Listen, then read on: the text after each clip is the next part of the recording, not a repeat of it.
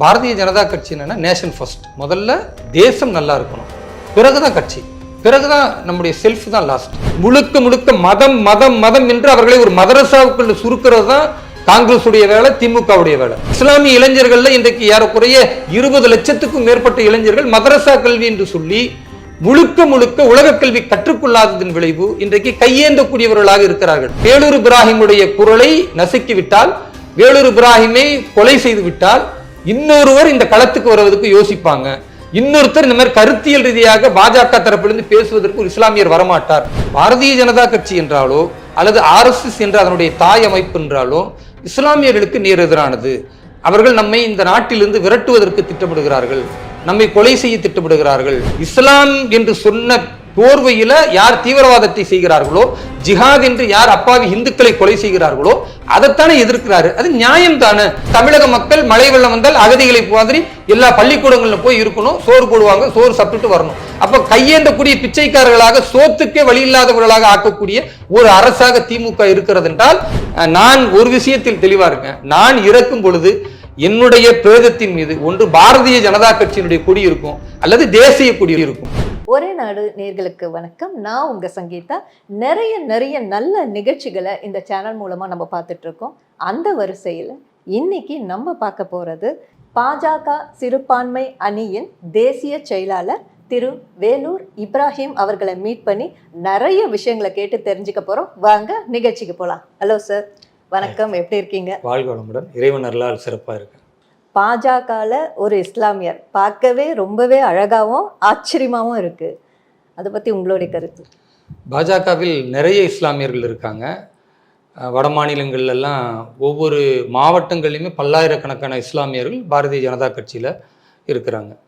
தமிழகத்தை பொறுத்த வரைக்கும் இன்றைக்கு பாரதிய ஜனதா கட்சியில் குறைந்தபட்சம் ஒவ்வொரு மாவட்டத்திற்கும் ஒரு 500 பேராவது இருக்கிற அளவிற்கு இன்றைக்கு சிறுபான்மை மக்கள் அதிகமாக இணைந்து கொண்டிருக்கிறார்கள். அது மாதிரியான காரியகர்த்தாக்களில் ஒருவராக வேலூர் இப்ராஹிம் நான் இருக்கிறேன்.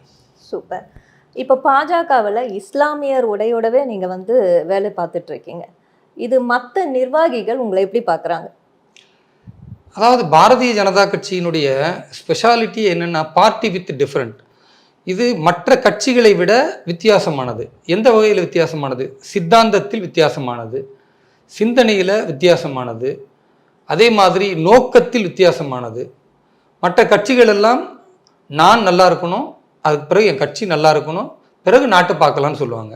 பாரதிய ஜனதா கட்சி என்னென்னா நேஷன் ஃபர்ஸ்ட். முதல்ல தேசம் நல்லா இருக்கணும், பிறகுதான் கட்சி, பிறகுதான் நம்முடைய செல்ஃப் தான் லாஸ்ட். நம்முடைய சிந்தனையை பற்றிலாம் பிறகுதான் யோசிக்கணும். அப்படிப்பட்ட ஒரு சித்தாந்த ரீதியான கட்சி. ஹிந்துத்துவா என்பது தான் இந்த கட்சியினுடைய சங்கநாதம். இப்போ ஹிந்துத்துவன்னா என்ன? நாம் அனைவரும் பாரத தாயின் பிள்ளைகள், 140 கோடி மக்களும் ஒரு தாய் மக்களாக இருக்கிறோம். இந்த கட்சியினுடைய மிகச்சிறப்பு அது. அப்போ அது மாதிரியான ஒரு சிறப்பில் ஒன்று தான் இந்த கட்சியில் ஒரு இஸ்லாமியர் இஸ்லாமிய தோற்றத்தோடு இஸ்லாமிய நடைமுறையோடு இருக்க முடியும்.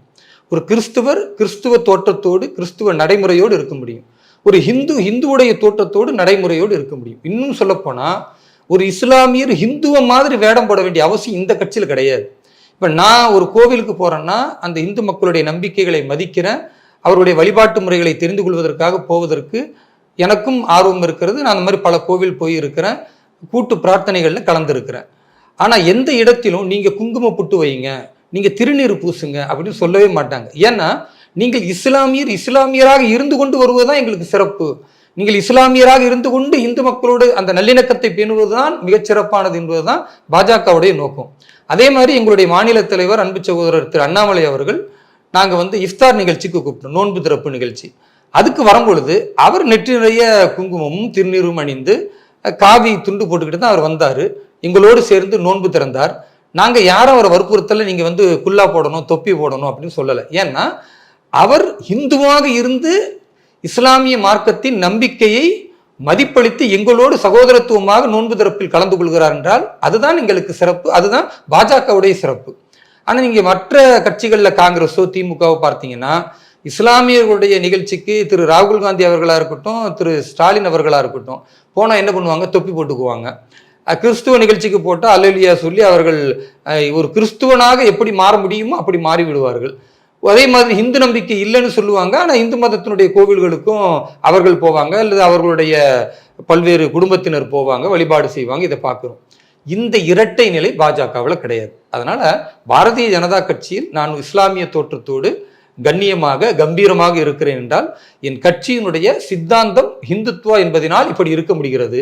இந்த சித்தாந்தத்தை எதிர்க்கக்கூடியவர்கள் தான் வேடம் போடுகிறார்கள். நாங்கள் வேடம் போட வேண்டிய அவசியம் இல்லை. சூப்பராக சொன்னீங்க. ஆனால் சார், பாஜகவில் நீங்கள் இன்னும் போலீஸ் பாதுகாப்போடு தான் ஒர்க் பண்ணிகிட்ருக்கீங்க. நிறைய இடத்துல பார்த்தீங்கன்னா இஸ்லாமியரே உங்களுக்கு எதிர்ப்பு தெரிவிக்கிறாங்க. இதை எப்படி பார்க்குறீங்க? இதை எப்படி சமாளிக்கிறீங்க? பாரதிய ஜனதா கட்சியில் ஒரு இஸ்லாமியராக ஹிந்துத்துவ சித்தாந்தத்தை ஏற்றுக்கொண்டு தேசம் முதன்மையானது என்ற நம்பிக்கையோடு ஹிந்துக்களையும் இஸ்லாமியர்களையும் ஒரே நேர்கோட்டில் இணைத்து பாரத தாயின் பிள்ளைகளாக எல்லோரையும் தேசியவாதிகளாக உருவாக்க வேண்டும் என்ற பொறுப்பு இருக்குல்ல, அது மற்றவர்களை விட எங்களுக்கு கூடுதலான சுமைன்னு தான் சொல்லணும். அந்த சுமையை தூக்கி கொண்டு தான் போகிறோம். இப்போ ஒரு ஹிந்துவாக பாஜகவில் இருந்தால் அவர் என்ன பொறுப்பில் வேண்டுமானால் இருக்கலாம், இந்து சமூகம் அவரை எதிர்க்காது. ஏன்னா அவர் ஏதோ மதத்துக்கு எதிராக போயிட்டாரு அப்படின்னு அந்த சமூகத்தில் கருத மாட்டாங்க. ஆனால் இஸ்லாமிய மக்கள் எப்படி பார்க்குறாங்கன்னா, தொடர்ந்து திமுகவும் காங்கிரஸும், இன்றைக்கு கூட திரு ராகுல் காந்தி பார்லிமெண்ட்ல சிறுபான்மை மக்களுக்கு எதிரான கட்சி பாஜக என்பதை வலியுறுத்தி பேசக்கூடிய நிலை தான் இருக்குது. அப்போ இது மாதிரியான தொடர் பிரச்சாரம் அந்த சமூகம் எப்படி ஆக்கப்பட்டிருக்குன்னா, பாரதிய ஜனதா கட்சி என்றாலோ அல்லது RSS என்ற அதனுடைய தாய் அமைப்பு என்றாலோ இஸ்லாமியர்களுக்கு நேர் எதிரானது. அவர்கள் நம்மை இந்த நாட்டிலிருந்து விரட்டுவதற்கு திட்டமிடுகிறார்கள், நம்மை கொலை செய்ய திட்டமிடுகிறார்கள், நம்மளை இரண்டாம் தர குடிமக்களாக ஆக்குவதற்கு முயற்சி செய்கிறார்கள் அப்படின்றத திரும்பி திரும்பி பல கட்சிகளும் இங்க இருக்கக்கூடிய இஸ்லாமிய அடிப்படைவாத அமைப்புகளும் இந்த நாட்டின் அரசியலமைப்புக்கு கட்டுப்படாமல் சுதந்திரமாக நாங்கள் இயங்க வேண்டும், மத நம்பிக்கை என்ற பெயரில் தான் தோன்றித்தனமாக இயங்க வேண்டும் என்று நினைக்கக்கூடியவர்களும் எங்களை போன்ற ஒரு தேசியவாதிகளை ஏற்றுக்கொள்ள இல்லை. இன்னைக்குமே அது ஒரு பெரிய போராட்டமா இருக்கு. ஆனாலும் கூட ஒரு சமூகத்தின் மாற்றத்தை யார் உருவாக்குகிறார்களோ, ஒரு ரெவல்யூஷனரியை யார் உருவாக்குகிறார்களோ, அந்த புரட்சியை உருவாக்கக்கூடியவர்கள் மிகப்பெரிய தியாகத்தையும் அர்ப்பணிப்பையும் செய்த ஆக்க வேண்டும். அதுதான் கடந்த கால வரலாறு நீங்க பார்த்திருப்பீங்க. அப்ப அந்த மாதிரி தமிழகத்தை பொறுத்தவரை ஒரு வரலாற்று நிகழ்வாக அவருடைய கருத்தியல் மாற்றத்தை நான் கொண்டு வரேன். இதுக்கு முன்னால் நிறைய பேர் இருந்திருக்கிறாங்க சிறுபான்மை சமூகத்தில் இருந்து பாஜகவில் உழைத்தவர்கள். அவருடைய எந்த உழைப்பையும் என்னால் குறை சொல்ல முடியாது, அந்த அளவுக்கு கடினமான உழைப்பு. ஆனா அவருடைய காலங்களில் இந்த சோசியல் மீடியா இல்லை. அதனால அவர்கள் உழைத்தாலும் வெகுஜன மக்கள்கிட்ட போய் பெருசா ரீச் ஆகல. இறைவன் எனக்கு கொடுத்த வரப்பிரசாதம், நான் பாரதிய ஜனதா கட்சியில் இணையக்கூடிய நேரத்தில் இந்த சோசியல் மீடியா சமூக வலைதளங்கள் இயல்பா மக்கள்கிட்ட சென்று சேரக்கூடிய சாதாரண பாமரன் கூட நாம பேசுவதை ஒரு கிராமத்திலிருந்து பார்த்து விட முடியும் என்கிற ஒரு அடிப்படை இருக்கிறதுனால நான் பேசக்கூடிய கருத்தியல் ரீதியான பேச்சுக்கள் பாஜகவை இவர்கள் இஸ்லாமியர்கள் எதையெல்லாம் எதிர்ப்பு என்று நினைக்கிறாங்களோ அது எதிர்ப்பு இல்லைன்னு ஆதாரபூர்வமா பேசுறேன். எதெல்லாம் கட்டமைக்கப்பட்ட பொய்யாக பாஜகவின் மீது சுமத்தப்படுகிறதோ அது அத்தனையும் பொய்கள் என்பதை நான் சொல்லி அதை உடைத்தெறுகிறேன். அதே மாதிரி நீங்க பாத்தீங்கன்னா பாரதிய ஜனதா கட்சி என்பது இஸ்லாமியர்களுக்கு முக்கியத்துவம் தருகிறதா என்ன கிடையாது. அதே வழியில் இஸ்லாமியர்களை தனித்துவமாக அவர்களை பிரித்து பார்க்கிறதுனா அதுவும் கிடையாது. எங்களை பொறுத்தவரை சப்கா சாத் சப்கா விகாஸ், எல்லோரையும் அரவணைத்து எல்லோருக்குமான வளர்ச்சி. அந்த வளர்ச்சியில இஸ்லாமியர்கள் பின்னடைவில் இருக்கிறாங்கன்னா நிச்சயமா அவர்களுக்கு நாங்கள் முன்னேற்றத்தை கொண்டு வருவோமே தவிர அவர்கள் மத ரீதியாக இஸ்லாமியர்கள் அதனால முன்னுரிமை தருவோம் அப்படின்னு பாஜக சொல்லாது. இந்த மாதிரியான கருத்துக்களை சொல்லும் பொழுது நான் ஒரு இஸ்லாமிக் ஸ்காலர், அந்த மதத்தை கற்றறிந்தவன் என்ற அடிப்படையில திருக்குரான் மூலமாக நபிகள் நாயகம் ஸல்லல்லாஹு அலைஹி வஸல்லம் என்ன சொன்னார், இந்த நாட்டை நாம் எப்படி நேசிக்கணும், இந்த நாட்டினுடைய பிரதமருக்கு நாம் எவ்வாறு கட்டுப்படணும் என்பதை திருக்குரான் மூலமாக இறை தூதருடைய சொல்லின்படி நான் ஆதாரத்தோடு சொல்லும் பொழுது இங்க இருக்கக்கூடிய அடிப்படைவாத பயங்கரவாத சக்திகளுக்கு மிகப்பெரிய தொல்லையா இருக்கு. ஏன்னா இதற்கு முன்னால் இப்படி ஆதாரத்தோடு பேசக்கூடியவர்கள் இல்லாத நிலையில இப்பொழுது நான் பேசுவது இஸ்லாமியர்களுக்கு மட்டுமல்ல இந்துக்களிடத்திலும் பரவலாக போய் அவங்க கேள்வி எழுப்புறாங்க. தங்களுடைய சக இஸ்லாமியர்கள் அக்கம் பக்கத்து வீட்டுக்காரர்கள் யார் என்னை எதிர்க்கிறோம் என்ற மனநிலையில் இருக்கிறாங்களோ அவங்கள்ட்ட கேள்வி எழுப்புறாங்க. அவர் நல்லா தானங்க பேசுறாரு, அவர் பேசுறதுல என்ன தப்பு இருக்கு சொல்லுங்கன்னா, இல்ல அவர் முஸ்லீமே கிடையாது.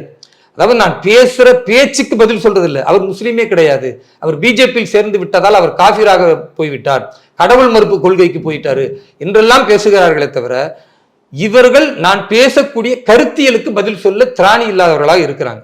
அப்ப ஏன் இஸ்லாமிய மக்களை பின்னடைவுக்கு கொண்டுட்டு போகணும்? அதாவது பின்தங்கிய சமூகமாக இஸ்லாமியர்கள் இருக்கிறார்கள் என்ற வாதத்தை மட்டும்தான் இஸ்லாமிய அமைப்புகளோ அல்லது இந்த எதிர்க்கட்சிகளாக இருக்கக்கூடிய காங்கிரஸோ இன்ன பிற கம்யூனிஸ்டோ வைக்கிறார்களே தவிர ஏன் பின்னடைவை சந்தித்தார்கள்? முழுக்க முழுக்க மதம் மதம் மதம் என்று அவர்களை ஒரு மதரசாவுக்குள்ள சுருக்கிறது தான் காங்கிரஸுடைய வேலை, திமுகவுடைய வேலை. பாரதிய ஜனதா கட்சியும் பாரத பிரதமர் திரு நரேந்திர மோடியும் என்ன சொல்லுகிறார்? நீங்கள் ஒரு கையில் திருக்குரான் வைத்துக் கொள்ளுங்கள், மதரசா படிங்க, வேண்டான்னு சொல்லல. இன்னொரு கையில லேப்டாப் வைங்க, அந்த லேப்டாப் மூலமா உலக கல்வி கற்றுக்கொள்ளுங்கள், அதுதான் உங்களை உயர்த்தும். வெறுமனே மதரசாவில் ஒரு கல்வி படிச்சுட்டு வந்தா அவருக்கு உலக கல்வியே தெரியலன்னா, ஏதாவது ஒரு மசூதியில 10,000 சம்பளத்துக்கு இருந்தா அவருக்கு ஒரு 2-3 புள்ள இருந்துச்சுன்னா அவர் தன் பிள்ளையை நினைத்த அடிப்படையில கல்வி கொடுக்க முடியுமா? அல்லது தன்னுடைய வாழ்வியல் பொருளாதாரத்தை முன்னேற்ற முடியுமா? ஒண்ணுமே முடியாது. கடைசியில பிச்சைக்காரராக அந்த மசூதியை சுற்றி இருக்கக்கூடிய இஸ்லாமிய தனவந்தர்கள்ட்ட கையேந்திர நிலைமை இன்னைக்கு நிதர்சனமா நாம பார்க்கிறோம். ஏன் அப்படி இருக்கணும்? அப்ப இஸ்லாமிய இளைஞர்கள்ல இன்றைக்கு ஏறக்குறைய 20 லட்சத்துக்கும் மேற்பட்ட இளைஞர்கள் மதரசா கல்வி என்று சொல்லி முழுக்க முழுக்க உலக கல்வி கற்றுக்கொள்ளாததன் விளைவு இன்றைக்கு கையேந்தக்கூடியவர்களாக இருக்கிறார்கள். ஒரு மதகுருமாக இருக்கிறவங்க அடுத்தவங்கள்ட்ட கையேந்த கூடாது. அப்ப கையேந்த கூடாதுன்னா அவர்கள் சுயமாக கல்வி கற்கணும். அது திரு நரேந்திர மோடி அவர்கள் சொல்லுகிறார் என்றால் இதை மக்கள்கிட்ட சொன்ன இஸ்லாமியர்கள் ஏற்றுக்கொள்கிறார்கள். இஸ்லாமிய அடிப்படைவாதத்தை பேசக்கூடியவர்களும் இஸ்லாமிய வாக்கு வங்கி உடைந்துவிடக் கூடாது என்று நினைக்கக்கூடியவர்களும் கடுமையாக எதிர்க்கிறார்கள். அப்ப எப்படி எதிர்க்கணும்? நேரடியாக இது மக்கள்கிட்ட நான் களத்துல போய் சொல்லும் பொழுது இஸ்லாமியர்கள் புரிந்து விட்டால், ஆதரவளித்து விட்டால், இங்க திமுகவும் காலியா போயிரும், மேல காங்கிரசும் காணாமல் போயிரும். அப்ப அப்படி இருக்கக்கூடாதுன்னா வேலூர் இப்ராஹிமுடைய குரலை நசுக்கி விட்டால், வேலூர் இப்ராஹிமை கொலை செய்து விட்டால் இன்னொருவர் இந்த களத்துக்கு வருவதற்கு யோசிப்பாங்க. இன்னொருத்தர் இந்த மாதிரி கருத்தியல் ரீதியாக பாஜக தரப்பிலிருந்து பேசுவதற்கு ஒரு இஸ்லாமியர் வரமாட்டார். அதுவும் இஸ்லாமிய அடையாளத்தோடு ஒரு இறை நம்பிக்கை சார்ந்து ஒருவர் தன்னை பாஜகவுடைய ஐடென்டிட்டியா காட்டிக்கிட்டு முன் வர மாட்டார்.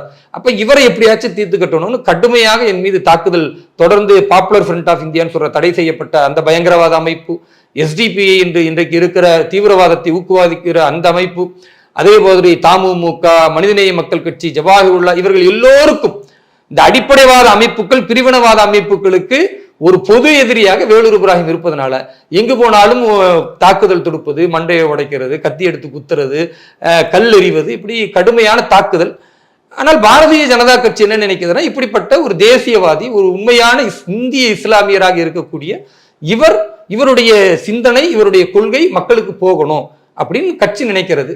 அதனால கட்சியினுடைய தலைவர்கள் எனக்கு பாதுகாப்பு அளிக்க சொல்லி முறையாக காவல்துறையினிடத்தில் கொடுத்த அந்த மனுவின் அடிப்படையில் எனக்கு காவல்துறை இன்றைக்கு பாதுகாப்பு அளித்துக் கொண்டிருக்கிறது.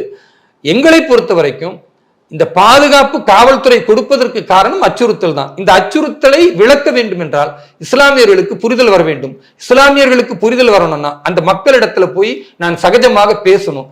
என்ன எதிர்ப்பு அவர்களிடத்தில் இருந்தாலும் கருத்தியலாகத்தான் அது இருக்க வேண்டுமே தவிர கையில் ஆயுதத்தை எடுத்துக்கொண்டு பேசக்கூடாது என்ற நிலையை அவர்களுக்கு புரிய வைத்தால் நிச்சயம் பாரதிய ஜனதா கட்சி தமிழகத்தில் ஆட்சி அமைக்கும், இஸ்லாமியர்கள் மனதில் தாமரை மலரும். Super sir. அதாவது அடுத்த கொஸ்டின் வந்து அதுதான், என்ன மாதிரியான கசப்பான அனுபவங்களை நீங்கள் சந்திச்சிங்கன்ற அதை நீங்கள் சொல்லிட்டீங்க. உங்களுடைய பேச்சினால மாற்றம் ஏதாச்சும் கொண்டு வந்திருக்கீங்களா? இஸ்லாமியர்களுக்கு மத்தியில் வந்து ஒத்துக்கிட்டு உங்களை ஏதாச்சும் நீங்கள் பேசும்போது என்கரேஜ் பண்ணியிருக்கிற விதத்தில் ஏதாச்சும் பண்ணியிருக்காங்களா? பெரிய மாற்றம் இருக்கு. உதாரணத்துக்கு சொல்லணும்னா, ஏர்வாடி தர்கான்னு ராமநாதபுரத்தில் இருக்கு. இஸ்லாமியர்கள் பெரிய அளவிற்கு வழிபாடுக்காக அங்கே போவாங்க. அப்படிப்பட்ட அந்த தர்காவில் சந்தனக்கூடு என்பது ஒரு சிறப்பான நிகழ்ச்சி, ஒவ்வொரு வருடமும் நடக்கும். அந்த நிகழ்ச்சி கடந்த 5 வருடத்திற்கு முன்னால் நான் பாரதிய ஜனதா கட்சியில் இணைந்த புதிதில் இந்த மாதிரி கருத்தியலாக பேசி கொண்டு இருக்கும் பொழுது அந்த தர்காவுக்கு போகும்போது முதல்ல போலீஸ் என்னை விடலை. போலீஸை விடலை, இல்லை நீங்கள் போனால் அங்கே பிரச்சனையாயிரும், உங்கள் உயிருக்கு அச்சுறுத்தல் இருக்குன்னு கைது செய்கிறாங்க. பிறகு நான் 1 மாதம் கழித்து போகிறேன், மறுபடி கைது செய்கிறாங்க. 3வது முறையும் நான் போகிறேன். நான் எனக்கு இருக்கிற வழிபாட்டு உரிமை, அரசியலமைப்பு கொடுத்த அடிப்படை உரிமை, அதை வந்து நீங்கள் எப்படி தடுக்கலாம்? அது ஒரு வழிபாட்டு இடம் தானே. அது அங்கே வந்து மசூதி இருக்குது, அங்கே தர்கா இருக்குது, அங்கே நாங்கள் தர்காவில் போய் வந்து ஜியாரத் பண்ணுவோம், மசூதியில் போய் தொழுகை பண்ணுவோம், அது எப்படி தடுக்கலான்னு சொல்லி தொடர்ந்து போராடிய பிறகு கடுமையான பாதுகாப்போடு நான் அந்த தர்காவுக்குள்ளே போகிறேன். அங்கே உள்ளே இருந்தவர்கள் என் மேலே கல் எறிஞ்சாங்க, என்னை கடுமையான வார்த்தைகளில் பேசினாங்க, அவமானப்படுத்தினாங்க. எல்லா ஒரு மனிதனை மன அளவில் எப்படிலாம் நொறுங்க செய்ய முடியுமோ அத்தனை வேலையும் செய்தாங்க. இது 5 வருஷத்திற்கு முன்னால். ஆனால் நான் அதில் பின்வாங்கவே இல்லை. மறுபடி அடுத்து ஒரு வருஷம் பிறகு அதே சந்தனக்கூடுக்கு மீண்டும் போகிறேன். அப்போ அந்த எதிர்ப்பு கொஞ்சம் குறையுது. அதற்கு காரணம் என்னென்னா, பாஜகவில் நான் இருந்து பேசுகிறேன்னாவே இயல்பாகவே இங்கே என்ன பிரச்சாரத்தை மேற்கொள்வாங்கன்னா, அவருக்கு கோடி கோடியாக பாஜகவில் பணம் கொடுக்குறாங்க, பணத்துக்கு விலை போய் விட்டார், அல்லது அவருக்கு வந்து எம்பி எம்எல்ஏன்னு பதவி கொடுக்காங்க அதனால அவர் விலை போயிட்டாரு, அல்லது இஸ்லாமியர்களை எதிர்ப்பதற்காக பாஜக இப்படிப்பட்ட நபர்களை வந்து கூலிக்கு எடுத்துக்கொள்ளும், இப்படி நிறைய விஷயங்களை சொன்னதுனால அந்த மக்கள் பயந்தாங்க. ஆனா ஒரு வருட காலம் என்னுடைய பேச்சை பார்க்கும் பொழுது இவர் எங்கேயுமே இஸ்லாமிய மதத்தை விட்டு கொடுக்கல, இவர் எங்கேயுமே இஸ்லாமிய மக்களை விட்டு கொடுக்கல. இஸ்லாம் என்று சொன்ன போர்வையில யார் தீவிரவாதத்தை செய்கிறார்களோ, ஜிஹாத் என்று யார் அப்பாவி இந்துக்களை கொலை செய்கிறார்களோ அதைத்தானே எதிர்க்கிறாரு, அது நியாயம் தானே என்று கொஞ்சம் மக்கள் புரியுறாங்க. அப்ப அந்த எதிர்ப்பு குறையுது. அதே மாதிரி அடுத்த ஆண்டு போறேன், இன்னும் கொஞ்சம் எதிர்ப்பு குறையுது. அடுத்த ஆண்டு போறேன், அடுத்து எதிர்ப்பு குறையுது. 5 ஆண்டுகளுக்கு பிறகு சென்ற ஆண்டு சந்தனக்கூட்டுல மிகப்பெரிய அளவிற்கு அங்க ஏறக்குறைய 10,000 மக்கள் கூடக்கூடிய அந்த சபையில நான் சீஃப் கெஸ்டாக என்னை அழைத்து அந்த சந்தனக்கூட்டு நிகழ்ச்சியில முதலாவதாக வைத்து பிறகு அந்த நிகழ்ச்சியை நடத்தினாங்க. இதுதான் வந்து செய்த மாற்றம். அப்ப இந்த மாதிரி நாகூராக இருக்கட்டும், இது மாதிரி தமிழகத்தில் உள்ள பல பள்ளிவாசல்கள்ல இன்றைக்கு ஒரு பிரச்சனைனா என்னை கூப்பிடுகிறார்கள், பேசுகிறார்கள், அதுக்கு என்ன சொல்யூஷன் கேட்கிறாங்க. அதற்கு காரணம் அந்த மக்களிடத்தில் நம்பிக்கை வந்திருக்கு. இவர் பாரதிய ஜனதா கட்சியில் இருக்கிறார், நம்முடைய இஸ்லாமிய நம்பிக்கை எந்த இடத்திலும் விட்டு கொடுக்கல, இஸ்லாமியர்களை விட்டு கொடுக்கல, இஸ்லாமியர்களின் போர்வையில இந்த நாட்டுக்கு எதிராக இந்த தேசத்தை துண்டாட வேண்டும் என்ற தீய சக்திகளுக்கு ஆதரவாக யார் இருக்கிறார்களோ அவர்களைத்தான் எதிர்க்கிறார். அப்ப எந்த ஒரு பயிராக இருந்தாலும் நீங்க களை எடுத்தாதான் அந்த பயிர் விளையும். சரியா? அது மாதிரி இஸ்லாமிய மக்களுக்கு மத்தியில் சில கலைகள் பயங்கரவாதத்தையும் தீவிரவாதத்தையும் உருவாக்கி அது துளிர்விடுமையானால் அந்த கலையை கிள்ளி எறிய வேண்டியது என்னை போன்ற உண்மையான தேசபக்தர்களின் கடமை, உண்மையான இந்திய இஸ்லாமியர்களின் கடமை. அவர்கள் தான் உண்மையான பாரத தாயின் பிள்ளையாக இருக்க முடியும். அதனால் நான் ஒரு நல்ல முடிவெடுத்து செய்ததை இன்றைக்கு இஸ்லாமிய மக்கள் புரிந்திருக்கிறார்கள். வரவேற்பு இருக்கு. இந்த வரவேற்பு இன்னொரு 5 ஆண்டு காலம் இந்த சவாலை சந்தித்து கடுமையாக உழைத்தால் நிச்சயமாக தமிழகத்தில் ஒரு பெரிய மாற்றம் வரும். அந்த மாற்றத்தை நோக்கித்தான் நாங்க போய்கிட்டு இருக்கோமே தவிர இங்க வேற எந்த எதிர்பார்ப்பும் இல்ல. ரியாலிட்டி என்னன்னா, பாரதிய ஜனதா கட்சியிலிருந்து 10 காசு கொடுக்க மாட்டாங்க. அதிகபட்சம் போனா சாம்பார் சோறு போடுவாங்க, தயிர் சோறு போடுவாங்க, பிரியாணி கூட கொடுக்க மாட்டாங்க இந்த கட்சி. அப்ப இந்த கட்சியில இருந்துகிட்டு கோடி கோடியா கொடுக்குறாங்கன்னா அதுக்கு என்ன ஆதாரம் இருக்கு? அப்படி யாராவது எதையாவது கொடுத்தாங்கன்னு நீங்க சொன்னீங்கன்னா நான் பதவியை ராஜினாமா பண்ணிட்டு போயிருன்னு சொல்லி 5 வருஷமா சொல்லிக்கிட்டு இருக்கேன். ஒரு நபர் கூட அதை இன்றைக்கு வரைக்கும் ஆதாரப்பூர்வமா நிரூபிக்க முடியல. ஏன்னா நாங்க வாங்கல, காசை வாங்கிக்கிட்டு பேசுற நபர் நான் கிடையாது. ஒரு மனிதன் அதிகபட்சமாக நேசிக்கக்கூடியது என்பது அவனுடைய உயிர் தான். என்னுடைய உயிரே பெரிதல்ல, என் தேசம்தான் முதன்மையானதுன்னு நான் களத்துல வந்து நிற்கும் பொழுது இப்ப காசு, பணம், பதவி இதெல்லாம் வந்து எனக்கு ஒரு பொருட்டே கிடையாது. இறைவன் எனக்கு எதை விதித்திருக்கிறானோ நிச்சயமா அது எனக்கு கிடைக்கின்ற நம்பிக்கை இருக்கு. நான் இந்த கட்சிக்கும் நான் கொண்டிருக்கிற இந்த சித்தாந்தத்திற்கும் விசுவாசமாக என் மக்களையும் இணைத்து அவர்களையும் வளர்ச்சியின் பாதையில் கொண்டு செல்ல வேண்டும். அதற்காக கடைசி வரைக்கும் பாடுபடுவேன். Super super sir. சார் இப்போ பார்த்தீங்கன்னா அப்போ மக்கள் வந்து கொஞ்சம் கொஞ்சமாக மாறிட்டு வராங்கன்னு சொல்கிறீங்க. பாஜகவிற்கு இஸ்லாமியர் எதிரிகள் வெளி வட்டாரத்தில் இப்படி தான் பேசிட்டு இருக்காங்க. அது ஏன் பேசுகிறாங்க? இப்போ இது வந்து ஒரு கட்டமைக்கப்பட்ட ஒரு பிம்பம். நான் ரொம்ப தெளிவாக என்ன சொல்றேன்னா, ஒரு சவாலாகவே கடந்த காலங்கள்ல நான் விடுத்திருக்கிறேன். இப்போ கூட ஒரே நாடு இந்த ஊடகத்தின் மூலமாக கூட அதே சவாலை விடுக்கிறேன். தமிழகத்தில் இஸ்லாமியர்களை துன்புறுத்துகிறது பாஜக அல்லது தேசிய அளவில் பாரதிய ஜனதா கட்சி இஸ்லாமியர்களுக்கு எதிராக செயல்படுகிறது.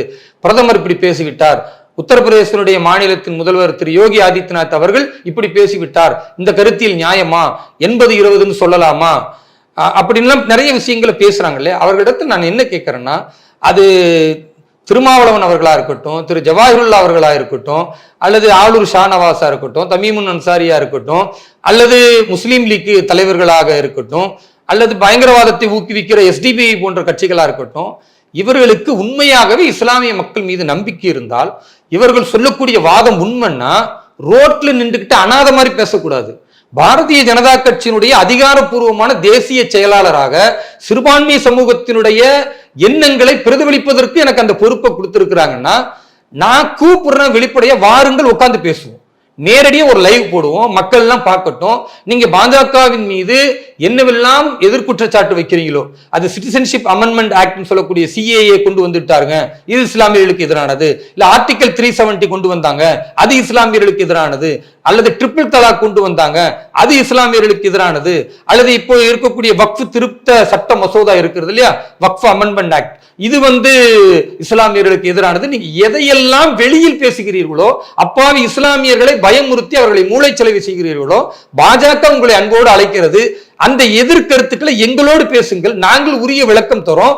அந்த விளக்கம் சரியானதா, ஏற்றுக்கொள்ளக்கூடியதா என்பதை இஸ்லாமிய பெருமக்களும் அப்பாவிகளாக யார் நீங்கள் மூளைச்சலை செய்கிறீர்களோ அந்த இளைஞர்களும் புரிந்து கொண்டால் உங்களை தூக்கி எறிந்து விட்டு நாளை பல்லாயிரக்கணக்கான மக்கள் கூட்டம் கூட்டமாக பாரதிய ஜனதா கட்சியில் இணைவார்கள், தேசிய நீரோட்டத்தில் இணைவார்கள். அப்ப அந்த கருத்தியல் சவாலை இன்றைக்கும் ஏற்பதற்கு திருமாவளவனும் தயாரில்லை, அல்லது இஸ்லாமிய அமைப்புகளும் தயாரில்லை, திமுகவும் தயாரில்லை. ஏன் தயாரில்லைன்னா, வெளிப்படையா இப்படி கருத்தியல் பேசினா அவர்களுடைய பிம்பம் உடைந்து போய்விடும், அவர்கள் கட்டமைக்கப்பட்ட பொய் சிதறி போய்விடும். அப்ப பாரதிய ஜனதா கட்சி என்பது எந்த இடத்திலும் பாகுபாடு காட்டல. சொல்ல போனால் மத்திய அரசு 31% மத்திய அரசினுடைய நலத்திட்டங்களை சிறுபான்மை மக்களுக்கு தந்திருக்கிறது என்பது இன்றைக்கு ரெக்கார்டு. நீங்க ஆய்வு பண்ணி பார்த்துக்கலாம். அப்ப இவ்வளவு வெளிப்படையாக சிறுபான்மை மக்களுக்கு தரக்கூடிய நேரத்தில் நீங்க எப்படி பாஜக சிறுபான்மை மக்களை ஒதுக்குதுன்னு சொல்லுவீங்க? அதனால இந்த போலி பிம்பத்தை உடைக்க வேண்டும் என்றால் திரும்ப நான் ஒரு பக்கம் பேசி எங்களுக்கு எதிர்கருத்தில் உள்ளவர்கள் ஒரு பக்கம் பேசுறதை விட 2 பேரும் ஒன்னா உட்காருவோம், மக்களுக்கு முன்னால் நாம பேசுவோம். அந்த பேச்சு மக்களை சிந்திக்க செய்யும், குறிப்பாக சிறுபான்மை சமூகத்தை, இஸ்லாமிய மக்களை, கிறிஸ்துவ மக்களை சிந்திக்க செய்யும். உண்மையான ஒரு இஸ்லாமியனும் கிறிஸ்துவனும் பாரதிய ஜனதா கட்சியில் இருப்பதுதான் பெருமை என்பதை அப்பொழுது உணர்வான்.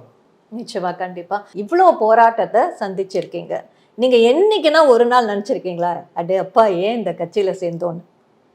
உண்மையாகவே இந்த கட்சியில் இணைவதற்கு முன்னால் பாரதிய ஜனதா கட்சியை நான் கடுமையாக எதிர்த்தவன், RSS அமைப்பை கடுமையாக எதிர்த்தவன். அதற்கு காரணம், இப்ப இன்றைக்கு இஸ்லாமியர்கள் எப்படி எதிர்க்கிறாங்களோ அப்படித்தான் நானும் எதிர்த்தேன். ஏன்னா எனக்கு என்ன சொல்லப்பட்டிருக்கிறதோ அதை தானே நான் செய்ய முடியும்.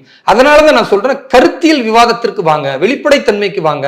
அப்ப பொதுமக்கள் புரியட்டும், இஸ்லாமியர்கள் புரியட்டும். 2 பேர் பேசும்போது எது உண்மை எது பொய்ன்னு. ஏன்னா திருக்குறான்ல என்ன இருக்குன்னா, அல்லதீன யஸ்தமிஊனல் கௌல ஃபயத்தபிஊனல் அஹ்ஸனா. உண்மையான இறை நம்பிக்கையாளன் யார் என்றால் 2 தரப்பு பேசுவாங்க, அதுல எது சரி என்பதை உணர்ந்து முடிவெடுப்பான். இங்க 2 தரப்பு பேசவே இல்லையே. பாஜகவுக்கு எதிராக உள்ள 2 இஸ்லாமியர்களும் பேசினா இதுல இந்த இஸ்லாமியர் சொல்றது கரெக்டா, அந்த இஸ்லாமியர் சொல்றது கரெக்டானா அது முடிவெடுக்க முடியும். ஆனா இங்க நிலைமை எப்படி இருக்குன்னா, பாஜகவுல ஒரு ஹிந்து பேசுவாரு, அந்த பக்கம் காங்கிரஸ்லயோ அல்லது திருமாவளவன் கட்சியிலயோ ஒரு ஆளுர் ஷானவாஸோ ஜவாஹிருல்லாவோ பேசினா, இங்க அவர் ஏதாவது இந்த மாதிரி இங்க மத நம்பிக்கை பறிக்கிறீங்கன்னு சொல்லி ஒருவேளை இஸ்லாமிய நம்பிக்கை சரியான புரிதல் இல்லாம பாஜக இருந்து எதையாவது ஒரு கருத்தை சொல்லிட்டா, பார்த்தீர்களா இப்படி சொல்லிட்டாங்கன்னு வைரல் பண்ணுவாங்க. நான் என்ன சொல்றேன், அதுக்கு முடிவு கட்டுவோம். நான் ஒரு பிறப்பால் இஸ்லாமியன், இஸ்லாமிய நம்பிக்கையை கற்றறிந்தவன், நீங்க இஸ்லாமியத்திற்காகத்தான் பாடுபடுறேன்னு சொல்றீங்க, வாங்க 2 பேரும் உட்கார்ந்து பேசுவோம் அப்படின்னு கூப்பிடும் பொழுது அவர்கள் வர மறுக்கிறார்கள். ஆனா இதை நாம விடக்கூடாது, இதுல தெளிவா நிக்கணும் என்பதுல தான் நாம பயணிக்கிறோம். இப்ப இப்படி பயணிக்கும் பொழுது ஒவ்வொரு நாளுமே எனக்கு என்ன வரும்னா, அடுத்த நாள் நம்ம எங்க போக போறோம், யாரிடத்தில் பேச போறோம், எந்த இடத்திற்கு நாம் பயணம் செய்ய போறோம், அங்க நம்முடைய இந்த சித்தாந்தத்தை எப்படி நம்ம டிரான்ஸ்பர் பண்ண முடியும், எந்த இமாமை பார்க்கலாம், எந்த ஜமாத் தலைவரை பார்க்கலாம், இப்படித்தான் யோசனை இருக்கே தவிர ஒரு நாளும் கூட இந்த கட்சியில ஏன் இணைந்தோம் அப்படின்ற எண்ணமே வரல. அதற்கு 2 முக்கியமான காரணம். ஒன்று, நான் எதிர்த்த நிலையில் இருந்தவன் இந்த கட்சிக்கு வந்திருக்கிறேன்னா, அப்ப நான் ஏன் வந்தேன்? சும்மா போற போக்கில் வரல. நிறைய புத்தகங்களை படித்து RSS பற்றி தெரிந்து கொண்டு, அதே போன்று பாரதிய ஜனதா கட்சியினுடைய தலைவர்களோடு பேசி புரிதல் வந்த பிறகுதான் பல்வேறு கேள்விகளை அவரிடத்தில் எழுப்பி அந்த கேள்விக்கு என் மனசாட்சிக்கு இது சரி என்று பட்டதனால தான் வந்திருக்கிறேன். அப்ப அந்த கொள்கையில நான் உறுதியாக தான் நிற்பேன். நான் ஏன் வந்தேன்ற கவலைப்பட வேண்டிய அவசியம் கிடையாது. 2வது, RSS என்றாலே இது இஸ்லாமிய விரோத அமைப்பு அப்படின்னு இவர்கள் பேசுறாங்கல்ல. RSS ஒரு இஸ்லாமியனாக இருந்து கொண்டு பிராத்மிக்னு சொல்லக்கூடிய 7 நாள் வகுப்பில் நான் கலந்துருக்கிறேன் கேம்ப்ல. அதே மாதிரி 1ஆம் ஆண்டுன்னு சொல்லுவாங்க, பிரதம வருஷ வர்க்கா அப்படின்னு, அதுல நான் ஒரு 18 நாள் அங்கேயே இருந்து அந்த RSS அஜெண்டா என்ன, அவர்கள் என்ன பேசுகிறார்கள், அவருடைய நோக்கம் என்ன, அவருடைய உரைகள் எதை நோக்கி இருக்கிறது, இதையெல்லாம் நான் பார்த்திருக்கிறேன்.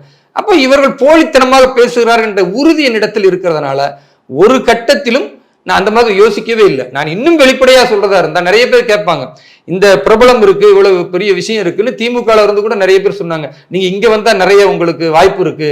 அதிமுகவில் கூட சற்று ஒரு 3-4 மாதத்திற்கு முன்னால் அழைப்பு கொடுத்தாங்க. நான் ஒரு விஷயத்தில் தெளிவா இருக்கேன், நான் இறக்கும் பொழுது என்னுடைய பிரேதத்தின் மீது ஒன்று பாரதிய ஜனதா கட்சியினுடைய கொடி இருக்கும் அல்லது தேசிய கொடி இருக்கும். அதுதான் நான் விரும்புறேன், அதை தான் நான் பெருமையா கருதுறேன். Super sir. சார், இப்போ RSS பத்தி சொன்னீங்க. RSS ஓட கொள்கைகள் ரொம்ப ஸ்ட்ராங்கா இருக்குன்னு சொல்றாங்க. அப்படி ஏதாச்சும் நீங்க ஃபீல் பண்ணிருக்கீங்களா? நிச்சயமா RSS கொள்கை ரொம்ப ஸ்ட்ராங்கானது. ஏன்னா அது 2 கருத்தியலை சொல்லுகிறது. முதலாவது, நீங்கள் எந்த மதத்தின் வழிபாடு வேண்டுமானால் செய்து கொள்ளுங்கள், ஆனால் நீங்கள் தேசத்தால் ஹிந்து என்பதை ஏற்றுக்கொள்ள வேண்டும். ஹிந்துன்னா என்ன? அது நம்பிக்கை, ஒரு மதம், வழிபாடு என்பது சொல்லவே கிடையாது.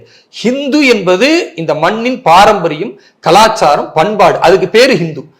அதை திரும்ப திரும்ப ஹிந்து மக்கள் நிறைய வழிபாடு செய்வது ஹிந்து ஹிந்துன்னு சொன்னதுனால அது அப்படி ஆயிடுச்சே தவிர, நானும் ஹிந்து தான், நீங்களும் ஹிந்து தான், எல்லா கிறிஸ்துவரும் ஹிந்து தான், 140 கோடி மக்களும் ஹிந்துக்கள் தான். அதுல எந்த மாற்று கருத்தும் கிடையாது. அப்ப இது ஒரு மதம் கிடையாது, இது வாழ்வியல் முறையை சொல்லக்கூடிய ஹிந்துத்வா. ஹிந்து என்பதெல்லாம் ஒரு வாழ்வியல் முறை, பண்பாடு, கலாச்சாரம் சார்ந்தது. நாம் அதை ஏற்றுக்கொள்ள வேண்டும் என்பது RSS சிந்தனைகளில் ஒன்று. இதுல யாருக்கும் எந்த குறையும் இல்லை. நான் இஸ்லாமியன், நான் தொப்பி வச்சுதான் இருக்கேன். நான் RSS ஷாக்கா பிறகு RSS கேம்ப்லயே 5 வேளை நான் தொழுது இருக்கிறேன். உண்மையாகவே இஸ்லாமியர்களை பிடிக்கல, வழிபாடு பிடிக்கலன்னா RSS கேம்ப்ல அதை அலோட் பண்ண வேண்டிய அவசியமே இல்லை.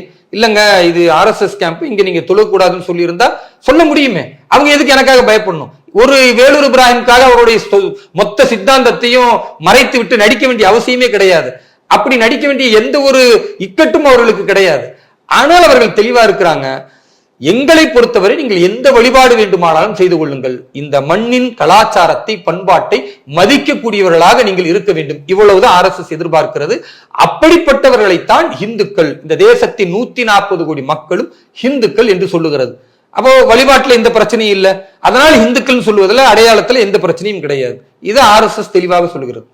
இரண்டாவதாக RSS அடிப்படை என்னன்னா, இந்த தேசத்திற்காக நீங்கள் எந்த செயல்பாட்டை செய்ய வேண்டும் என்றாலும் எதிர்பார்ப்போடு இருக்கக்கூடாது, சுயம் சேவக்கா இருக்கணும். சுயம் சேவகனாக நீங்க சுயமாக இந்த தேசத்திற்கு என்ன உங்களால் செய்ய முடியுமோ, அது சின்னதோ பெரிதோ உங்களால் செய்ய வேண்டும் அப்படின்ற ஒரு பயிற்சியை கொடுப்பாங்க. அதனால தேசபக்தி என்பது மிக முக்கியமானதாக அங்க இருக்கும். நீங்க RSS கேம்ப்ல பாத்தீங்கன்னா பிள்ளையாரையோ, முருகனையோ, சிவனையோ பார்க்கவே முடியாது. அங்க பாரத மாதாவை வைத்திருப்பார்கள். அதே மாதிரி பூஜானி டாக்டர் ஹெட்கேவர்ஜி இருப்பாங்க, பூஜானி டாக்டர் குருஜி கோல்வால்கர் இருப்பாங்க. இந்த புகைப்படத்தை தவிர நீங்க வேற ஒன்னையும் பார்க்க முடியாது. ஆனா நிறைய பேர் சொல்லுவாங்க, பாத்தீங்கன்னா அது ஹிந்துக்களை மோல்டு பண்றதுன்னு. அங்க ஒரு விஷயமும் நடக்காது. நான் இருந்திருக்கிறேன், நான் பார்த்திருக்கிறேன். இப்ப அங்க ஒரு பிள்ளையார் வச்சிருந்தாலும், ஒரு சிவனை வச்சிருந்தாலும் வேலூர் இப்ராஹிம் போய் தடுக்க போறேனா? இல்ல வேலூர் இப்ராஹிம் வந்துட்டாரு அதை எடுத்து மறைச்சு வைங்க அவங்க சொல்ல போறாங்களா? கிடையவே கிடையாது. அப்ப தேவையற்ற அச்சத்தை, RSS பற்றிய புரிதல் இல்லாமல் இஸ்லாமியர்கள் மனதில் விதைத்ததினால் அந்த விரோதம் இன்னும் வேகமாக வளர்ந்து கொண்டிருக்கிறது. அதை முறையடிக்கணும்னா உள்ள போய் பார்த்தா தானே தெரியும். அதனாலதான் ஒரு நேற்றைய முன்தினம் தொலைக்காட்சியில நான் பேசும்பொழுது கூட விசிகாவுடைய மிக முக்கிய நிர்வாகியை கேட்டாரு, RSS நீங்க எவ்வளவு பெரிய திட்டமிடுகிறீர்கள்? நான் சொன்ன அந்த திட்டத்தை நீங்களும் பார்க்க வாங்க, திருமாவளவன் அவர்களை அழைக்கிறேன், பேசக்கூடிய உங்களை அழைக்கிறேன், விடுதலை சிறுத்தை கட்சிகள் அழைக்கிறேன், இஸ்லாமிய தலைவர்கள் வாங்க, ஒரு வாரம் கேம்ப்ல கலந்துக்குங்க, என்னதான் இந்த RSSல சொல்லி கொடுக்குறாங்கன்னு பாருங்க, அப்புறமாவது விசாரிங்க, விமர்சனம் பண்ணுங்க, தேவையில்லாமல் ஏன் அவதூறு பேசுகிறீர்கள் தான் கேட்கிறேன். அதனால இது மாதிரியான சவால்களை எதிர்கொள்ள வேண்டும் என்றால் கருத்தியலா இன்னும் நிறைய போராட வேண்டி இருக்கிறது, இன்னும் நிறைய புரிதலை மக்களுக்கு தர வேண்டியிருக்கு. ஸோ இது பெரிய சவாலான ஒரு போராட்ட களத்தில் நான் இருக்கிறேன். சொல்ல போனா கத்தியின் மீது நடக்கக்கூடிய ஒரு கடினமான பணி இருந்தாலும் என் தேசத்திற்காக என்னும் பொழுது அது வழி இல்லாமல் மகிழ்ச்சியோடு நான் பயணிக்கிறேன். சார், இப்ப பாத்தீங்கன்னா கடைசி கேள்வி எனது, 2026 எலெக்ஷன் ஏன் பாஜகவுக்கு மக்கள் ஓட்டு போடணும்னு நினைக்கிறீங்க? 3 விஷயங்கள். தமிழகத்தை பொறுத்த வரைக்கும் தொடர்ந்து குடும்ப ஆட்சி என்று சொல்லுவதை தாண்டி இது ஊழல் மலிந்த குடும்ப ஆட்சி. சில காலங்கள் நீங்க பார்த்தீங்கன்னா அப்பா நல்லா இருந்திருப்பாரு, அவரை தொடர்ந்து ஒரு பிள்ளை ஆட்சி செஞ்சாருன்னா அது சரியா இருந்துச்சுன்னா அதை ஏற்றுக்கொள்ளலாம். அது யதார்த்தமே எப்பொழுதாவது ஒரு முறை நடக்கும். ஆனா இது ஊழல் மலிந்த குடும்ப ஆட்சியா இருக்கு. எல்லாருமே கொள்ளைக்காரர்களா இருக்கிறாங்க, எல்லாருமே மக்களுடைய பணத்தை பிடுங்கி தின்னக்கூடியவர்களா இருக்காங்க. கனிம வளங்கள் கொள்ளை நடக்குது, மணல் கொள்ளை நடக்குது, செம்மண் திருட்டு நடக்குது. எல்லா அமைச்சர்களும் கைது செய்யறாங்க. பல அமைச்சர்கள் கைது செய்யப்பட்டு சிறையில, பல அமைச்சர்கள் பெயில்ல, இப்படி ஜெயிலையும் பெயிலையும் மாறி மாறி இருக்கக்கூடிய ஒரு மோசமான ஆட்சி. இந்தியாவிலேயே ஒரு முன்னுதாரணமான ஊழல் ஆட்சின்னா அது திமுக தலைமையிலான இன்றைக்கு நடத்துற இந்த மோசடி ஆட்சி தான். அப்போ இந்த விடியா ஆட்சிக்கு முடிவு கொண்டு வரணும்னா நிச்சயமாக பாரதிய ஜனதா கட்சி வரணும். ஏன்னா ஊழலுக்கு எதிரான கட்சி என்பதை வாய்சவிடாலா பேசாம நடைமுறையில் நிகழ்த்தி காட்டியிருப்பது பாரத பிரதமர் திரு நரேந்திர மோடி அவர்கள். எப்பொழுதுமே ஒரு அமைச்சரவை இருக்குன்னா நான் நல்லவன் அப்படின்னு சொல்றது பெரிய விஷயம் கிடையாது. என்னை சுற்றி இருக்கிறவர்களை நல்லவர்களாக பார்த்துக் கொள்வதற்குள்ள அதுதான் மிகப்பெரிய சவால். அதை திரு நரேந்திர மோடி அவர்கள் இன்றைக்கு செய்து காட்டி இருக்கிறார். 10 ஆண்டு கால ஆட்சி, அதற்கு பிறகு இப்பொழுது ஓராண்டு கால 3வது முறையிலான ஆட்சி. இந்த 11 ஆண்டு கால ஆட்சியில ஏதாவது ஒரு அமைச்சர் இந்த விஷயத்துல ஊழல் செய்து விட்டார், இத்தனை கோடி அவர் கொள்ளையடிச்சிட்டாரு, இந்த வீட்டுல அவருடைய ரெய்டு பண்ணும் பொழுது இத்தனை கோடி அவர் வீட்டுல படுக்கை அறையில் இருந்தோ அல்லது அவருடைய பினாமினிடத்திலிருந்தோ பிடிக்கப்பட்டதுன்னு ஒரு செய்தி நீங்க பார்த்திருக்க முடியுமா? முடியவே முடியாது. அதற்கு என்ன காரணம்? தான் மட்டும் சுத்தமாக இருந்தால் பத்தாது, தன்னோடு இருக்கக்கூடிய அமைச்சரவை, அந்த அமைச்சரவைக்கு கீழ் இருக்கக்கூடிய அதிகாரிகள் அத்தனை பேரும் தூய்மையானவர்களாக இருந்தால்தான் ஊழலை ஒழிக்க முடியும் என்ற அந்த நம்பிக்கையும் உறுதியும் திரு நரேந்திர மோடி அவர்களிடத்தில் இருந்ததை நிகழ்த்தி காட்டியிருக்கிறார். இன்னைக்கு நல்லது நடந்திருக்கு. அப்படி ஐயா ஸ்டாலின் நினைச்சிருந்தா இன்னைக்கு தமிழகம் உருப்பிட்டு இருக்கும். ஆனா இன்னைக்கு தமிழகத்தை நீங்க பார்த்தீங்கன்னா பேருந்து எல்லா விஷயத்திலுமே இன்றைக்கு மிகப்பெரிய கடன், அதுல ஒரு பெரிய பின்னடைவுல இருக்கு. அதே மாதிரி ஆசிரியர் பெருமக்கள் இன்றைக்கு பயிற்சி முடித்த பிறகும் கூட அவர்கள் சேர முடியல. இன்றைக்கு பல பள்ளிக்கூடங்கள் ஆசிரியர்களே இல்லாமல் நடந்து கொண்டிருக்கிறது. ஏன் பள்ளிக்கூடங்களே இல்லாமல் நடந்து கொண்டிருக்கிறது? இவ்வளவு பெரிய மோசடி. அதே போன்று வாக்குறுதி கொடுத்த வாக்குறுதிகள்ல மோசடி. ஒரு உதாரணத்துக்கு சொல்றேன், நாங்க வந்தால் லிட்டருக்கு 4 ரூபா குறைப்போம் டீசலுக்குன்னு சொன்னாங்க. ஒத்த ரூபாய் கூட குறைக்கல. 3 வருஷம் முடிஞ்சு போச்சு. அனைத்து பெண்களுக்கும் 1000 ரூபான்னு சொன்னாங்க. ஆனால் இவர்கள் பிறகு சொல்றாங்க தகுதி வாய்ந்த பெண்களுக்குன்னு சொல்லி மக்களை ஏமாத்தி 1.5 கோடி பெண்களை ஏமாற்றி இருக்கிறார்கள். நாங்கள் வந்தால் சாராய கடை மூடுவோம்னு சொன்னாங்க. சாராய கடையில் 50,000 கோடி ரூபாய் வருமானம் என்பதை பெருமையோடு சொல்லிக் கொண்டிருக்கிறார்கள். பெண்களுக்கு இனி சாராய கடையை திறக்கலாமான்னு யோசிக்கிறாங்க. குழந்தைங்க இந்த டெட்ரா பேக்ல மேங்கோ ஜூஸ் குடிக்கிற மாதிரி குடிகாரர்களுக்கு டெட்ரா பேக்ல நாங்க குவார்டர்ல கொடுக்கிறோம் அப்படின்னு புதிய திட்டத்தை அமைச்சரே பேசுறாரு. குடிகாரனை குடிகாரன்னு சொல்லக்கூடாது, அவர் மனசு புண்படும், அவர் மதுப்பிரியர்னு சொல்லுங்க மகிழ்ச்சியோட அப்படின்னு சொல்லக்கூடிய ஒரு மானங்கட்ட அரசாக இது இருக்குது. அதே மாதிரி பாத்தீங்கன்னா விவசாயிகளுக்கு ஒரு ஏக்கருக்கு 30,000 ரூபாய் அந்த நிலத்தில் உள்ள விவசாய பொருள் அழிந்தால், விளைநிலங்கள் நாசமானால் தரணும் அப்படின்னு பேசிய அன்றைக்கு எதிர்கட்சியாக இருந்த ஐயா ஸ்டாலின் இன்றைக்கு தமிழக முதல்வரான பிறகு ஹெக்டேருக்கு வெறும் 17,000 கொடுப்பேன்னு சொன்னாரு. அதுவும் ஒத்த ரூபாய் இன்னைக்கு வரைக்கும் விவசாயிகளுக்கு கிடைக்கல. ஒவ்வொரு முறையும் நாங்க வெள்ளம் வந்தால் அதற்கான வடிகால் ஏற்பாடு பண்ணி தருவோம்னு சொன்னாங்க. அவரு தாத்தாவா இருந்த கலைஞர் ஐயாவா இருக்கட்டும், பிள்ளையா இருக்கிற ஐயா ஸ்டாலினா இருக்கட்டும், பேர பிள்ளையா இருக்கிற உதயநிதி அவர்களா இருக்கட்டும், வேட்டியை மடிச்சு கட்டிட்டு தண்ணியில நடக்கிறதா ஸ்டைல காட்டுறாங்களே தவிர அந்த தண்ணீரை எப்படி சரி செய்வதுன்னு இன்னைக்குமே இல்லை. கொள்ளையடிப்பு தான் அவருடைய நோக்கமா இருக்கு. அதனால தமிழக மக்கள் மழை வெள்ளம் வந்தால் அகதிகளை மாதிரி எல்லா பள்ளிக்கூடங்கள்ல போய் இருக்கணும், சோறு போடுவாங்க, சோறு சாப்பிட்டுட்டு வரணும். அப்ப கையேந்தக்கூடிய பிச்சைக்காரர்களாக சோத்துக்கே வழி இல்லாதவர்களாக ஆக்கக்கூடிய ஒரு அரசாக திமுக இருக்கிறது என்றால் இதை ஏன் அகற்றக்கூடாது என்பதுதான் பாரதிய ஜனதா கட்சியினுடைய கொள்கை பிரகடனம். அப்ப ஊழலை ஒழிக்க வேண்டும் என்றாலும் பாரதிய ஜனதா கட்சி தான் இங்கு வர வேண்டும். அதே போன்று மக்களுக்கு வளர்ச்சி வேண்டும் என்றாலும் இருக்கக்கூடிய இந்த கடனில் மூழ்கி போய்விடாமல் தமிழக அரசு ஒரு நல்ல அரசாக வர வேண்டும் என்றால் பாரதிய ஜனதா கட்சி வர வேண்டும். கொடுத்த வாக்குறுதியை நிறைவேற்றாத இது போன்ற கொடுங்கோல் ஆட்சியை ஒழிக்க வேண்டும். அதையெல்லாம் தாண்டி மூன்றாவது, இவர்கள் பிரிவினைவாதிகளாக இருக்கிறார்கள். இந்த தேசத்தோடு ஒன்றிணைந்து தேசத்தின் வளர்ச்சி தான் நம்முடைய வளர்ச்சி என்று நினைக்காமல் இன்றைக்கும் தனித்தமிழ்நாடு கொள்கையை நாங்கள் மறந்துவிடவில்லை என்று பேசுகிறார்கள் என்றால் அப்ப இந்த நாட்டை துண்டாடக்கூடிய ஒரு தீய சக்தியாக திமுக இருக்கிறது.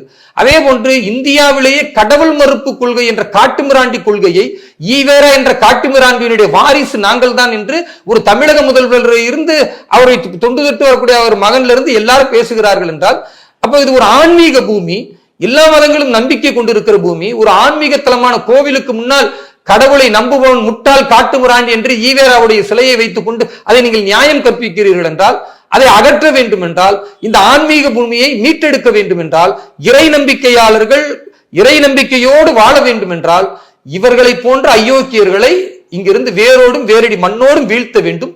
அதனால நிச்சயமாக 2026 பாஜகவுடைய ஆட்சி வர வேண்டும். ஒன்று ஊழலை ஒழிப்பதற்கு, இரண்டாவது வளர்ச்சியின் பாதையில் கொண்டு செல்ல வேண்டும். இவர்கள் சொன்ன பொய்யான வாக்குறுதியை தூக்கி எறிந்துவிட்டு எது மக்களுக்கு தேவையோ அந்த நலத்திட்டங்களை தர வேண்டும். மூன்றாவது ஆன்மீக பூமியான தமிழகத்தை மீட்டெடுத்து இந்த கடவுள் மறுப்பு காட்டுமிராண்டிகளை விரட்டி அடிக்க வேண்டும். அதற்கு பாரதிய ஜனதா கட்சி ஆட்சிக்கு வர வேண்டும், தமிழகத்தை ஆள வேண்டும், மக்கள் மலர வேண்டும், தாமரையும் மலர வேண்டும். அதுதான் எங்க நோக்கம். Super sir. இப்ப 2026 தேர்தல் களத்துல திரு அண்ணாமலை அவர்கள், திரு எடப்பாடி பழனிசாமி அவர்கள், திரு சீமான் அவர்கள், திரு விஜய் அவர்கள், இதுல யார் ஜெயிப்பாங்கன்னு நீங்க நம்புறீங்க? திரு விஜய் அவர்களை பொறுத்த வரைக்கும் கட்சியை இப்பதான் தொடங்கி இருக்கிறாரு, மாநாடை இப்பதான் பேசி இருக்கிறாரு. அவர் எத்தனை சதவிகிதம் வாக்கு வாங்கி இருக்கிறார் என்ற எந்த ஒரு ஆதாரமும் கிடையாது. தேர்தலை சந்திக்கல. இனிமேல் அவர் தேர்தலை சந்தித்த பிறகுதான் அவர் போட்டியாளரா அல்லது போட்டிக்கே தகுதியற்றவரா என்பதை பேச முடியும். அதே வேளையில நீங்க அதிமுகவை பார்த்தால் அவர்கள் 20% வாக்கு வங்கியில் இருக்காங்க. திமுகவை பார்த்தா 25% வாக்கு வங்கியில் இருக்கிறாங்க. பாரதிய ஜனதா கட்சி நோட்டாவுக்கு கீழே என்று சொன்ன அந்த விமர்சனங்கள் எல்லாம் உடைத்து விட்டு இன்னைக்கு 11.5% வாக்கு வங்கியா இருக்கும். தமிழகத்தின் 3வது மிகப்பெரிய கட்சியா இருக்கும். எங்கள் இலக்கு 2026 என்பது ஆட்சியை பிடிக்க வேண்டும். அதே போன்று வாக்கு வங்கியில் நாங்கள் மிகப்பெரிய 22% இருந்து 25% வரைக்கும் வரணும். இது எங்கள் நோக்கம். அப்போ எங்களுடைய கூட்டணியோடு சேர்ந்து ஆட்சியை பிடிக்க வேண்டும். குறைந்தபட்சம் பாஜக 20% தனித்துவமாக வாக்கு வங்கியை உருவாக்க வேண்டும் என்று கடுமையாக உழைக்கிறோம். அதுக்காக பூத் லெவல்ல இருந்து, மண்டல் லெவல்ல இருந்து, மாவட்டத்திலிருந்து கடுமையாக எங்களுடைய ஒவ்வொரு காரியகர்த்தாக்களும் அளப்பரிய தியாகத்தை செய்து கொண்டிருக்கிறார்கள். 2026 அதுல பிரதிபலிக்கும். எங்கள் தலைமையில ஒரு மிகச்சிறந்த கூட்டணியை எங்களுடைய மாநில தலைவர் அன்பு சகோதரர் திரு அண்ணாமலை அவர்கள் அமைப்பார்கள். தமிழகம் என்பது தாமரைக்கு சொந்தமானது என்பதை அவர் இருக்கும் பொழுது அதை நிகழ்த்தி காட்டுவார். Super sir. ரொம்ப அழகா இஸ்லாமியர்களுக்கும் பாஜகவுக்கும் உள்ள நட்பை எங்களுக்கு அழகா எடுத்து சொன்னீங்க. உங்க டைமை எங்களுக்கு கொடுத்து இவ்வளவு நேரம் தெளிவுபடுத்தி பேசியதுக்கு ரொம்ப நன்றி. நன்றி, வாழ்த்துக்கள். நேர்களை இந்த நிகழ்ச்சியை பார்த்திருப்பீங்க, உங்களுக்கு பிடிச்சிருக்கோம் நம்புறோம். அடுத்த நிகழ்ச்சியில் உங்களை சந்திக்கிறேன். நன்றி, வணக்கம்.